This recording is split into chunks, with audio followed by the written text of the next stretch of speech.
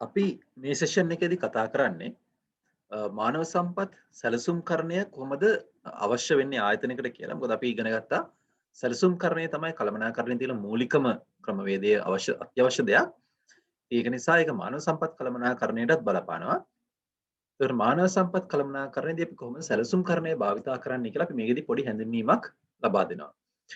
We are discussing about how human resource planning is done in human resource management and why it's so important in human resource management, especially when it comes to the planning aspect.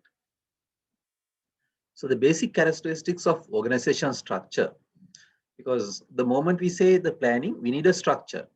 ඔයාලට මතක ඇති අපි කළමනාකරණය ගැන කතා කරද්දී ආයතනයක් ගැන කතා කරද්දීත් අපි කිව්වා deliberate structure එකක්. අපිට විශේෂයෙන් සදාගත් සැකැස්මක් තියෙන්න ඕන කියලා.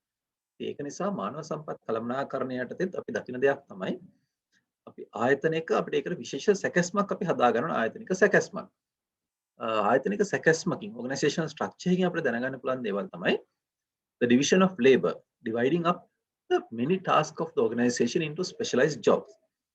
අපි ශ්‍රම විභජනයක් දකිනවා. මොකද ඒකෙදී ආයතනයේ තියෙන කාර්යයන් බොහොමයක් අපි විශේෂකරණය වෙච්ච රැකියා කීපයක් අතර බෙදලා දෙනවා. hierarchy of authority, who manages whom, කවුද කවුද කළමනාකරණය කරන්න කියන එකත් අපිට බලා ගන්න පුළුවන් හොඳ ආයතනික සැකැස්මකින්. span of control, who manages how many, කී දෙනෙක්ව කළමනාකරණය කරනවද, පුද්ගලයෙක් විසින් කී දෙනෙක්ව කළමනාකරණය කරනවද කියන එකත් අපිට බලා ගන්න පුළුවන් හොඳ ආයතනික සැකැස්මකින්. line versus staff position කියන්නේ line positions කියන්නේ ආයතනයේ ප්‍රධාන කාර්යයට නිෂ්පාදන හෝ සේවා කාර්යයට ඍජුව සම්බන්ධ වෙන දෙපාර්තමේන්තු හෝ අංශ මොනවද? එහෙම නැත්නම් තනතුරු මොනවද? staff positions කියන්නේ මෙම ඍජුව සම්බන්ධ වෙන අංශවලට සහයෝගය දෙන අනෙකුත් තනතුරු සහ අංශ මොනවද කියලා අපිට බලා ගන්න පුළුවන්. ඒ වගේම තමයි බලයේ විබද්ධගත වීම decentralization අපිට හොඳට බලා ගන්න පුළුවන් ආයතනික සැකැස්මක් තුලින්.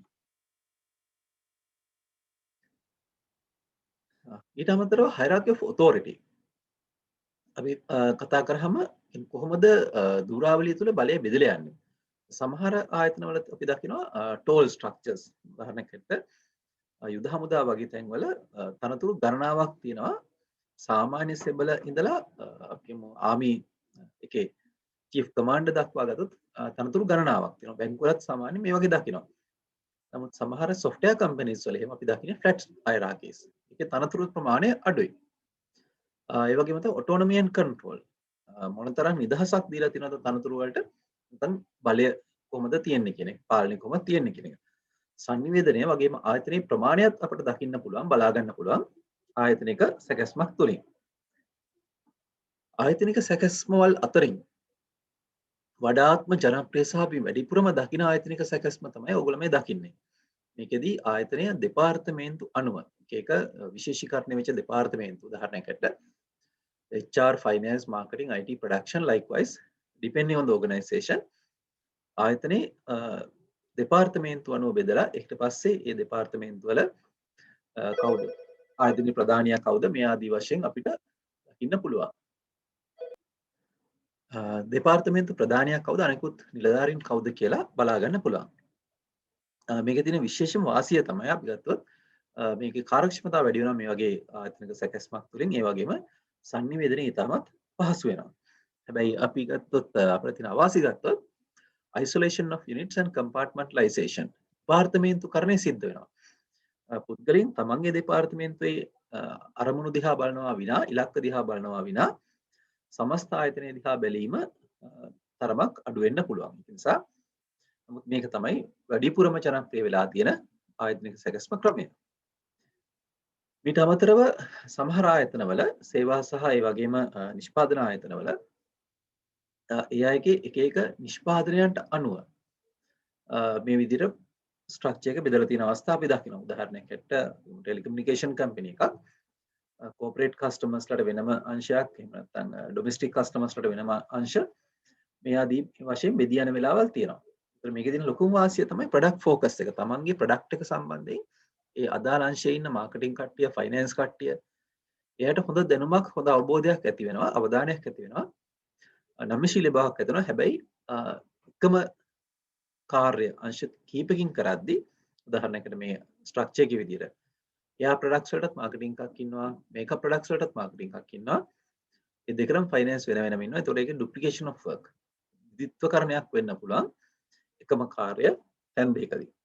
මේ වගේ අවාසි ඇති වෙන්නත් පුළුවන්. මාකට් ස්ට්‍රක්චර් එක ගත්තොත් මම ඉස්සෙල්ලා කිව්වා වගේම කෝපරේට් කස්ටමර්ස්ලට ඉන්ඩිවිජුවල් කස්ටමර්ස්ලට ඒ වගේ අවස්ථා අපි දකිනවා. මේක බැංකුවල තියෙන්න පුළුවන්, ඉන්ෂුරන්ස් කම්පැනිස් වල නොයෙකුත් ආයතනවල අපි දකිනවා මේක. ඒකේ එක එක අංශවල වෙනම සේල්ස් ටීම් එකක්, කස්ටමර් සර්විස් ටීම් එකක් මේ ආදී වශයෙන් අපි දකිනවා. ජියෝග්‍රැෆික් ස්ට්‍රක්චර් එක අපි කොහෙද දැකලා තියෙන්නේ?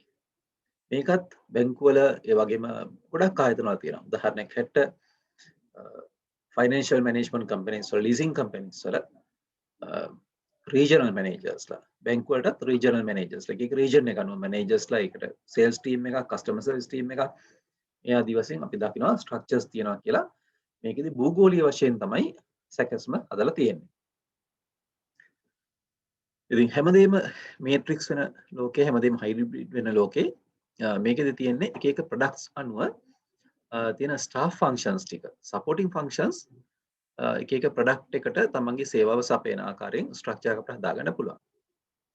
ඉතින් මේ වගේ ස්ට්‍රක්චර්ස් විශේෂයෙන් විශාල නිෂ්පාදන ආයතනවල multinational companies වල එහෙම like we can see sometimes this kind of structures as well.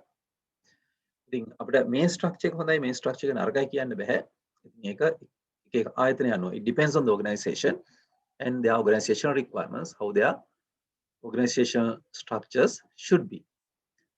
So we have the structure, we have the idea, and then we need to have the human resource planning. Human resource planning mainly focuses on the achievement of business objectives and gain a competitive advantage over competitors. මානව සම්පත් කළමනාකරණයක් අපට අවශ්‍ය වෙන්නේ ආයතනික අරමුණු සපුරා ගන්න අතරේ තරංකරුවන් අභිබවා යා හැකි තරංකාරී වාසියක් ලබා ගැනීමට අපට අවශ්‍ය වෙනවා මානව සම්පත් සැලසුම්කරණය. ඉතින් මානව සම්පත් සැලසුම්කරණයේදී අපි කරන්නේ වර්තමාන අවශ්‍යතාවය සහ ආයතනයේ අරමුණු, අනාගත අරමුණු අපි සංසන්දනය කර බලනවා. මේ සංසන්දනය කිරීමේදී අපි බලනවා ආයතනික අරමුණු ඉෂ්ට කරගන්න ආයතනයේ තියෙන මානව සම්පත සෑහීමකට පත් වෙනවද අපිට පුළුවන්ද කියලා. අපිට අවශ්‍යතාවයට ඉන්නවද කියලා. ඉතින් මේකෙන් තමයි අපි මානව සම්පත් සැලසුම්කරණය කරන්නේ. Why do you need HR planning? For one thing, it's effective and efficient use of HR. ඒ කියන්නේ අපිට මානව සම්පත් සැලසුම්කරණයක් අවශ්‍ය වෙන ප්‍රධානම හේතුව තමයි අපිට ඵලදායී සහ කාර්යක්ෂම මානව සම්පත් භාවිතයක් කරන්න පුළුවන් අපි නිවැරදි ආකාරයෙන් සැලසුම්කරණයක් කරගත්තොත්. අපි කළමනාකරණයේදී සැලසුම්කරණය යටතේ ඉගෙනගත්ත සියලුම වාසීන් මේක යටතේ අපිට ලබා ගන්න සහ බලා ගන්න පුළුවන්. Then determination of required planning levels in advance. අපිට හරියටම දැනගන්න පුළුවන් මොන වගේ අවශ්‍යතාවද ඇති වෙන්නේ, මොන වගේ අවශ්‍යතාවයද අපිට මුහුණ දෙන්න සිද්ධ වෙන්නේ කියලා. To determine the number of employees not required. අනවශ්‍ය සේවකින් ඉන්නවා නම් අපිට ඒක හඳුනා ගන්නත් පුළුවන්. And to determine the training needs. අපිට පුහුණු අවශ්‍යතා හඳුනා ගන්නත් මේක භාවිතා කරන්න පුළුවන්. මේ වගේම labor cost එක establish කරගන්න අපිට හරියටම සේවක පිරිවැය ඉසියාකාරයෙන් ගණනය කරගන්න. ඉන්න සේවකීන් සන්තෝෂෙන් තියාගන්න මේ දේවල් අපිට කරන්න පුළුවන් මානව සම්පත් සැලසුම්කරණය තුළින්. මානව සම්පත් සැලසුම්කරණය මේක ක්‍රියාවලියක් හැට මේක දක්වලා තියෙන්නේ. මේකදී අපි අනිවාර්යයෙන්ම බාහිර පරිසරයේ සාධක අපි කියනවා පෙස්ටල් කියලා. ඒ කියන්නේ political, economical, socio cultural, technological, environmental and legal. දේශපාලනික, ආර්ථික, සමාජීය සහ සංස්කෘතික, තාක්ෂණික, පාරිසරික සහ නෛතික සාධකයන් අපි සලකා බලන්න ඕන ආයතනට බලපාන සාධක. ඒ වගේම ඉන්ටර්නල් එන්වයරන්මන්ට් එක අභ්‍යන්තර පරිසරය දිහා අපි සලකා බලන්න ඕන. අභ්‍යන්තර පරිසරයේ අපිට තියෙන ශක්තියින් මොනවාද? අපිට තියෙන දුර්වලතා මොනවාද? මේ දේවල් සලකා බලන්න ඕනේ. ඒ අතර අපි බලන එක්ස්ටර්නල් එන්වයරන්මන්ට් එක අපිට තියෙන තර්ජන සහ අවස්ථා මොනවාද කියලා අපි සලකා බලනවා. මේ අනුව අපි හදනවා ස්ට්‍රැටජික් ප්ලෑන් එකක්. උපක්‍රමික සැලසුමක් හදනවා ආයතනයට. උපක්‍රමික සැලසුමේ තමයි තියෙන්නේ බිස්නස් ප්ලෑන් එකත් එක්ක අපිට අනාගතයේදී මොන වගේ ඉලක්ක වලටද යන්න අවශ්‍ය වෙන්නේ කියලා. උදාහරණයකට මේක අපි කෙටි කාලින සැලසුමක් බැලුවොත් ඒකදී ලබන අවුරුද්දේ ආයතනයේ මොන වගේ ප්‍රොඩක්ෂන් සර්විසස් වගේ ටාගට්ස් වලට අපි යනවද කියලා අපිට මේකේ අවබෝධයක් ලබා දෙනවා. ඒ අනුව අපි මානව සම්පත් සැලසුම්කරණය කරනවා. එතෙන්ද මේ ඉලක්කයට යන්න නම් අපිට ඉන්න මානව සම්පත අපිට ඉලක්කමට හැටියට සෑහීමකට පත් වෙන්න පුළුවන්ද කියලා අපි සංසන්දනය කරලා බලලා ඒකෙදි මේ සංසන්දනයේදී අපිට තේරුණොත් අපිට මේ ඉලක්කයට යන්න අවශ්‍ය මානව සම්පත අපි ගාව ඉන්නවා කියලා. If we see that the demand equals supply, then we don't need to take any action, which is not happening. Like in practical situations, this won't be happening. But if we see a surplus of workers, අපිට පේනවා නම් සේවකයෝ අතිරික්තයක් ඉන්නවා කියලා අපි ඒ අනුව ක්‍රියාමාර්ග වෙනම ගන්නවා. එහෙම නැත්නම් අපිට පේනවා නම් සේවකයෝ අපිට මදිපාඩුවක් තියෙනවා කියලා, අවරික්තයක් තියෙනවා කියලා අපි ඒ අනුව ගන්න ක්‍රියාමාර්ග වෙනම තියෙනවා. උදාහරණයක් හැටියට සේවකයෝ අතිරික්තයක් ඉන්න අවස්ථාවක අපි මුලින්ම කරන දේ තමයි අපි බඳවා ගැනීම නවත්තනවා. We freeze the hiring as the first step, so we can stop those things and then we can allow natural wastage. අපි ආස්ට්‍රේලියානු සේවකයෝ වෙනුවෙන් අපි නැවතත් සේවකයෝ බඳවා ගැනීම කරන්නේ. අපි සේවකින්ට ආස්ට්‍රේලියානු හරිනවා. ඒ වගේම තමයි induced retirement. අපි සේවක විශ්‍රාම ගැනීම උනන්දු කරනවා. temporary layoff අවශ්‍ය නැති සේවකීන් අපි తాවකාලිකව සේවය නිවත් කිරීමක් කරනවා. reallocation and reassigning jobs අපි රැකියාවන් සේවකීන් අතර නැවතත් බෙදා දීමක් කරන්න පුළුවන්. So we can take certain actions when it comes to surplus situation in HR planning. But in the case of the shortages, first we can do outsourcing or consultants even. We can give the excess job to some other organization and then we can cover with overtime. We can let the people who are in the organization to work overtime and cover the targets. Or we can train the people. අපිට පුළුවන් සේවකින්ට පුහුණුවක් ලබා දෙන්න. මොකද ඒ අයට ඒ අනුව ඉලක්කයන් කරා යන්න ශක්තිය සහ අවශ්‍ය හැකියාවන් ලබා දෙන්න පුළුවන්. මේ එකක්වත් බැරි වුණොත් අපි hiring වලට යනවා. We go for hiring. අපි සේවකින් බඳවා ගැනීමට පෙළඹෙනවා. එයි මේක අපි අන්තිමට කරන්න කියන එක ඔයගොල්ලෝ හොයලා බලන්න. එක කාරණයක් තමයි මොකද මේ ඉස්සෙල්ලා කියපු කාරණා වලට වඩා අපි සේවක බඳවා ගැනීමේදී අපිට දරන වෙන පිරිවැය වැඩි. සේවකින් සම්මුඛ පරීක්ෂණ වලට භාජනය කරන එක, ඇඩ්වර්ටයිස්මන්ට් දාන එක මේ හැම එකෙම ඉඳලා සේවකයා බඳවා ගත්තට පස්සෙත් සේවක පිරිවැය වැඩි වෙනවා. ඒ නිසා අපි සේවක බඳවා ගැනීම අපි අවසාන ඔප්ෂන් එක හැටියට තියාගෙන ඉන්නවා. සේවක අවරික්තයක් එහෙම නැත්නම් සේවක අඩුපාඩුවක් තියෙන වෙලාවකට අපිට ආයතනික ඉලක්ක කරා යාමට ඉදිරියේදී.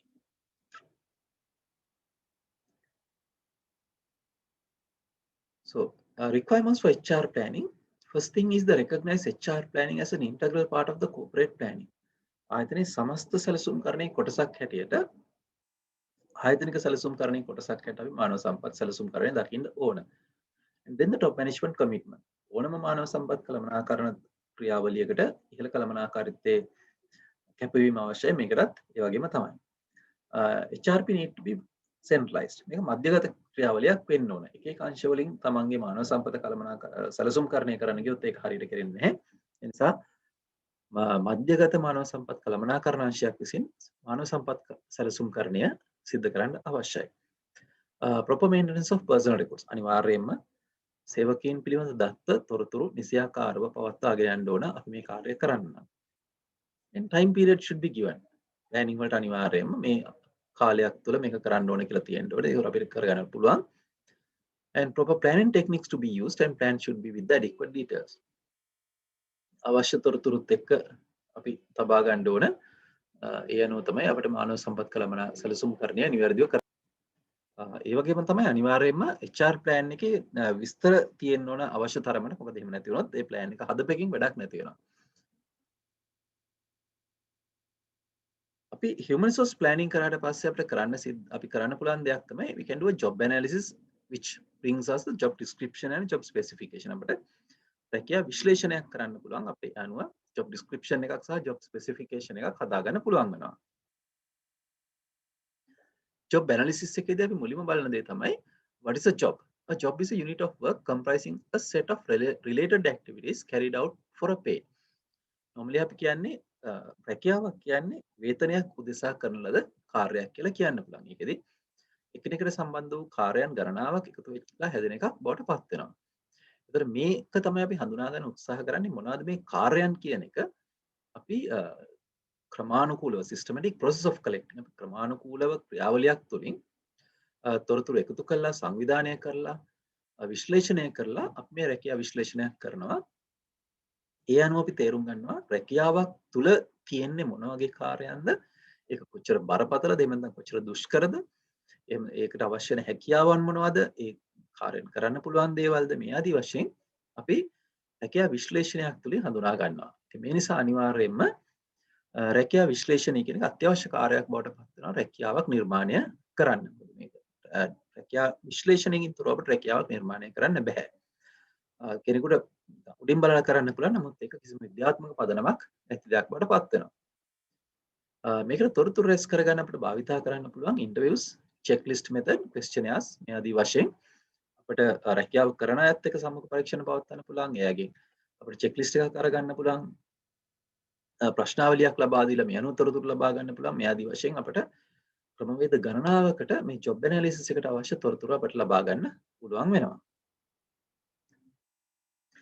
ජොබ් ඇනාලිසිස් එකක් කරාට පස්සේ අපිට හදා ගන්න පුළුවන් ජොබ් ඩිස්ක්‍රිප්ෂන් එකක් සහ ජොබ් ස්පෙસિෆිකේෂන් එකක්.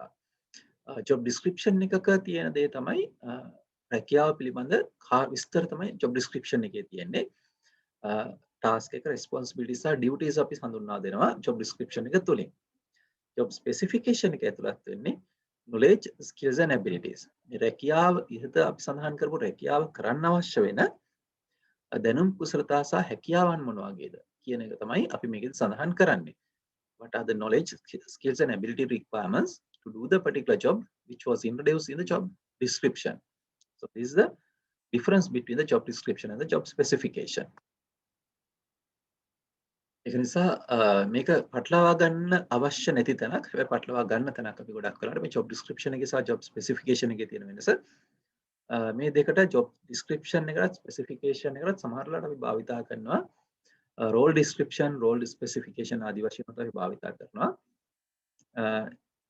ඉතින් මේකෙදි අපි ඉස්සෙල්ලා කිව්වා වගේ job description එකේ තියෙන රැකියාව සම්බන්ධ කාරණා job specification එකේ තියෙන එම රැකියාව කිරීමට අවශ්‍ය වෙන පුද්ගලයා තුළ තිබිය යුතු පළපුරුද්ද සහ දැනුම සහ කුසලතාවයන් මොනවද කියන එක. මේ හඳුන්වා දීලා තියෙන මේකෙදි රැකියාව තියෙන කාරණා ටික මොනවද කියලා, ස්ථානය, තනතුර නාමය, ස්ථානය, ඒ වගේම කාටද රිපෝට් කරන්නේ, ඒ වගේම යටතේ ඉන්නේ කවුද, සහ රැකියාව අරමුණ මොනවද, රැකියාවේ ප්‍රධාන කාර්යයන් මොනවද, මොන වගේ සම්බන්ධකම් තියෙන රැකියාව තුළ, ඒ වගේම මොනවද තියෙන අවශ්‍ය වෙන සම්පත් මොනවද, මානව සම්පත්, අනිකුත් සම්පත් මොනවද භාවිතා කරන්න අවශ්‍ය වෙන දේවල් මොනවද ලබා දෙන්නේ කියන එක අපි job description එකේදී හඳුන්වා දෙනවා. ස්පෙસિෆිකේෂන් එකේදී විශේෂයෙන්ම සමහර රැකියාව අනුව ෆිසිකල් මේකප් එක වෙන්න පුළුවන්, এডুকেෂන් එක්ස්පීරියන්ස්, ජෙනරල් ඉන්ටෙලිජන්ස් එක, IQ level එක, ස්පෙෂල් ඇප්ටිටියුඩ්ස්, මේ වගේ දේවල් අපි හඳුන්වා දෙනවා. සමහර රැකියා job specification වල අපි දකිනවා family responsibilities. උදාහරණයක් ඇට හමුදාවට බඳවාගෙන ඉදි මම මේ ළඟදී දැක්ක ඇඩ්වර්ටයිස්මන්ට් එකක්. ඒකෙදි තිබෙන සාමාන්‍ය සෙබල යටතේ වයස් සීමාව සඳහන් කරලා තියෙනවා අනිවාර්යයෙන්ම. ඒ වගේම තමයි අවිවාහක කියන එකත් සඳහන් කරලා තියෙනවා. ඒ වගේම උස සඳහන් කරලා තිබුණා. 5යි 4, 5යි 2 ආදී වශයෙන් උස සඳහන් කරලා තිබුණා. වයස් සීමාව සඳහන් කරලා තිබුණා 18 22 18 24 අතර කියලා. ඒ වගේම තමයි අවිවාහක කියන කතාව සඳහන් කරලා තිබුණා. ඉතින් මේ වගේ දේවල් සඳහන් වෙන්නේ job specification එක තුළ. ඒක නිසා මානව සම්පත් සැලසුම්කරණය වගේම රැකියා විශ්ලේෂණය සහ රැකියා විශ්ලේෂණය තුළින් job description එකත් specification එකත් හදන එක අපි ඉගෙන ගත දේ ඉතාමත් වැදගත් වෙනවා, විශේෂයෙන් මානව සම්පත් කළමනාකරණයේදී වගේම අනිකුත් කළමනාකරණ ක්ෂේත්‍රවලදී.